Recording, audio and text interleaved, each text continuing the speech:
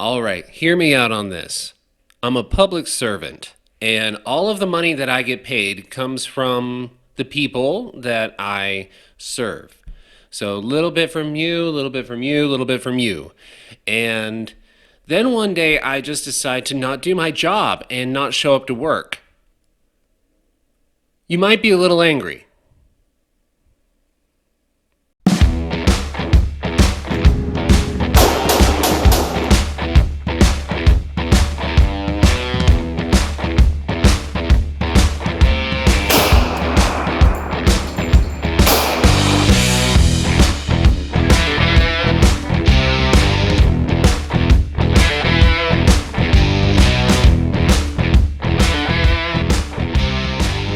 It is a great day to be an American. Why? Because of patriots like you.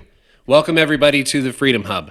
Today, we're going to be talking about the Texas House Democrats. So, this is their state legislature. This is not the representatives to National Congress that resides in Washington, D.C. These are their local state government. And so, these Democrats, there was a bill. There was a bill on election reform. And basically what happened is this, okay? Now I know you've probably been hearing a lot of different things from MSNBC, from CNBC, from CNN. Let me set it straight for you, okay? So they passed an election reform bill in 2011, okay? And it had a couple different things in it, and everybody was fine. Even a lot of Texas House Democrats voted for the bill. That was back in 2011. Now, in 2020, this weird thing happened. And, they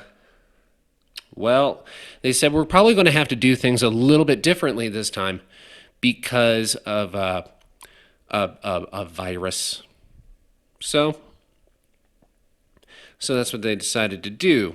So they kind of put a couple things on hold, kind of like election emergency powers, because we didn't know if people were going to be able to get out and vote. We might have to change the entire way that we do the system so that people don't get sick and die just because they were trying to exercise their constitutional right and vote. So they passed some emergency election laws. A lot of states did. A lot of states. Some states, Pennsylvania, decided to change some of their laws days before the election so that people could vote for like a whole week after the election.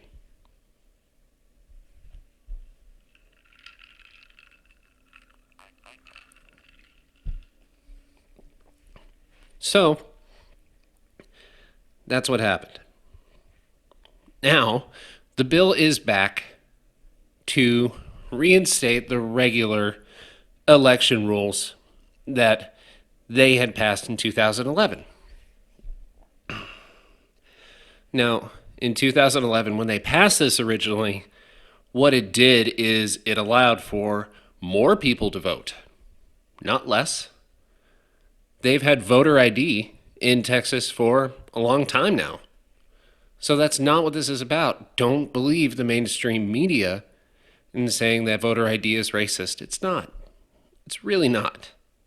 A lot of these practices in this bill have been in Texas for years, as I was saying before, and they were just trying to get it back. Now, one of the things that the Texas Democrats wanted to do is they wanted to get rid of their voter ID system that they already had in place. And when trying to explain why they're against voter ID, why anybody in this country right now is trying to explain why they're against voter ID, it's because of racism. It's because of racism. It's because not all people can get out there and get an ID. What people are they talking about? I mean, this is 2021. You could do just about anything from your phone. Just about anything. I mean, you need a license to drive a car, obviously. You need to show your license or an ID card in order to get into a concert. You need an ID and a license to fish, let alone hunt, let alone buy a gun.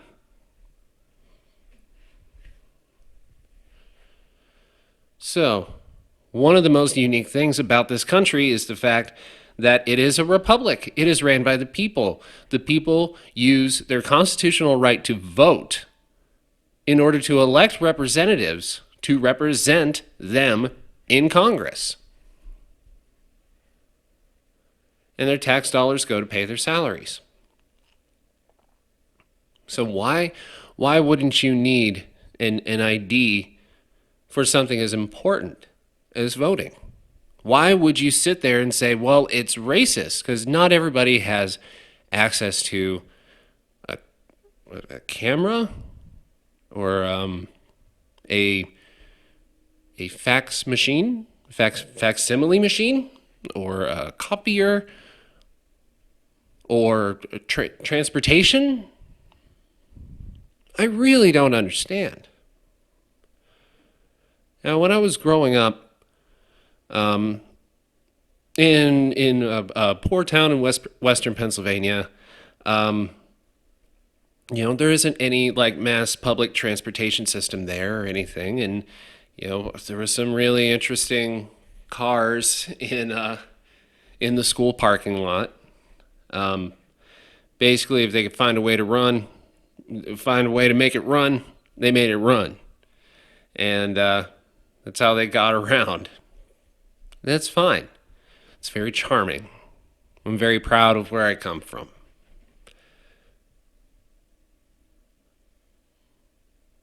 So what people are they talking about? These people don't have transportation and they're not able to get IDs. Well, they're saying that it's the poor people. It is the poverty-stricken people of the world. They have a hard time. Not all of them have cars, and so transportation is really difficult for them. It's like, okay, well, what do we already do for the poor people? We provide government assistance for them. Okay, let's just start with that. We provide government assistance so they can have unemployment benefits, they can have in food stamps, bunch of stuff. And in order to get any of those government benefits, what do you have to show in order to get them?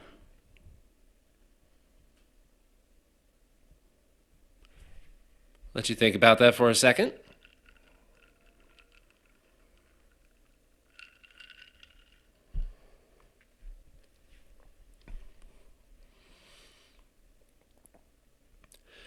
I don't think it's very difficult for anybody to get an ID in this country.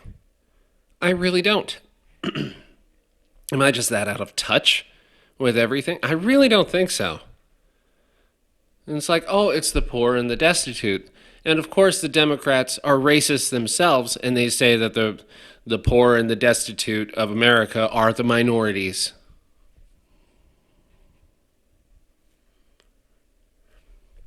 It's despicable when you think about it. And that is why they're able to tie it back to racism. That's all it is just racism. Whenever a Democrat or a liberal, let's just say liberal, let's attack the extreme here.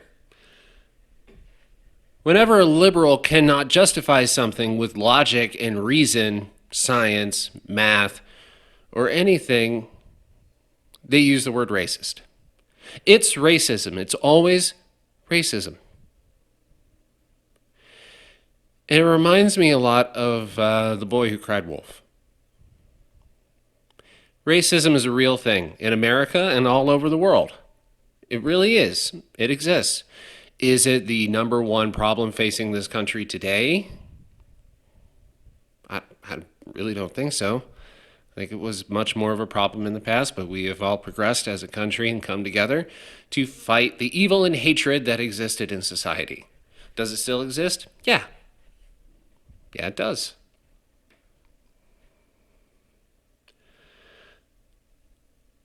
And that is why it needs to be treated as a serious problem when applicable, not just when they cannot justify it with facts and logic.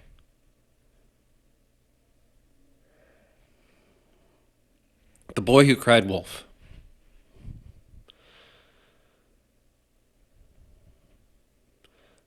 The liberal who cried racism. So back to the Texas House Democrats. In order to pass legislation, there needs to be quorum in the House. There needs to be a minimum number of people there in order to pass laws. Texas has a law dating back years to where if quorum is not met, then the Department of Public Safety will go find the people who are supposed to be there and bring them there and hold them there until they do their job.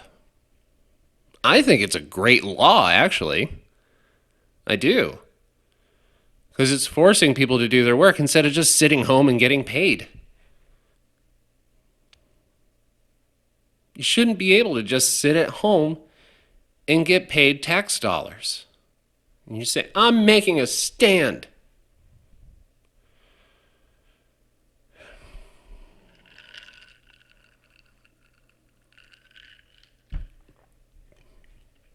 So when Governor Greg Abbott came out and he said that upon their return to Texas, they will be arrested, that is what he was referring to.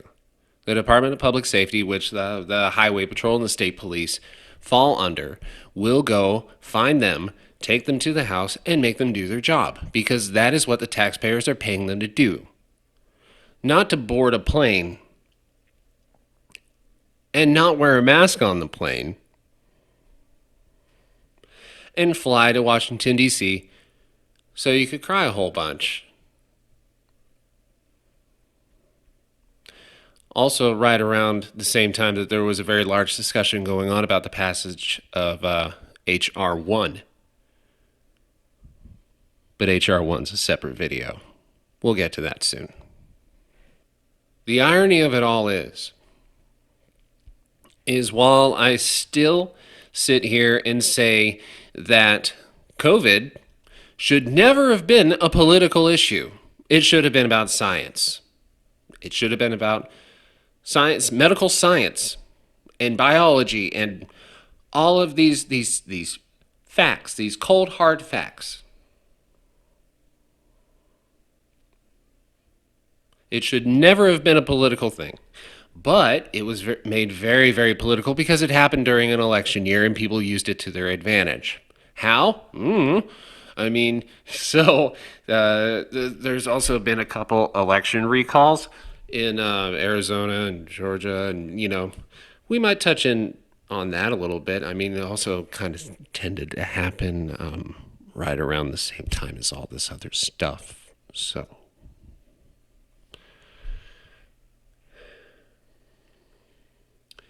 but COVID was a political issue and still is, and Nancy Pelosi is still trying to force people to wear masks, even though mask mandates have been lifted. We're starting to see people backpedal in the most liberal strongholds in America. Los Angeles County has reinstated their mask mandate. If you're indoors, you're going to wear a mask. You're fine outside because COVID doesn't exist outside. Just like the whole 10 o'clock curfew that was going on for a while because COVID came out after 10 o'clock. So hide your kids, hide your wife. Because everybody getting COVID out here after 10. So I just think it is tremendous irony that three of these Texas House Democrats actually caught COVID during their trip, boarded a plane, and did not enforce Joe Biden's executive order that you must wear a mask on a plane. It wasn't enforced. They were on a private jet. and 3 of them got COVID. I see it as tremendous irony. You take it how you want. If you feel bad for them, feel bad for them. Do you feel bad for them? Let me know in the comments below. Kinda curious. How you feeling out there?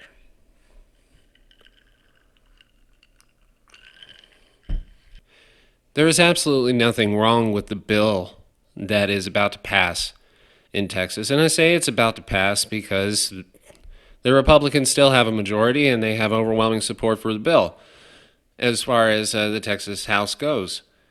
And that's why the Democrats saw it as like, well, the only way that we can stop this bill from being passed on this day is to just flee.